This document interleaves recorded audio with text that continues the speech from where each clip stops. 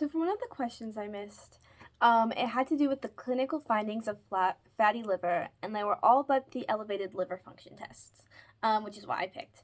And this kind of makes sense because the fatty liver processes is a benign process, and it occurs from patient lifestyle choices. So a lot of it can have to do with alcohol abuse, obesity, diabetes, things that may or may not be controllable, but often enough are things that we're putting in our body or ways that we metabolize it.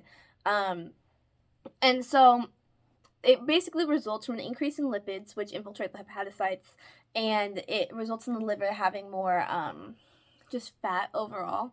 And this would make sense that the liver function tests, they aren't necessarily really being altered because it's just a benign process that's occurring.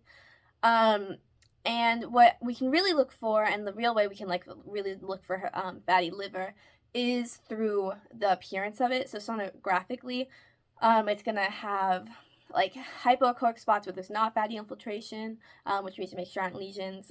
It's gonna be more hyperechoic, very hard to infiltrate. It's just gonna look very different. So liver function tests aren't going to be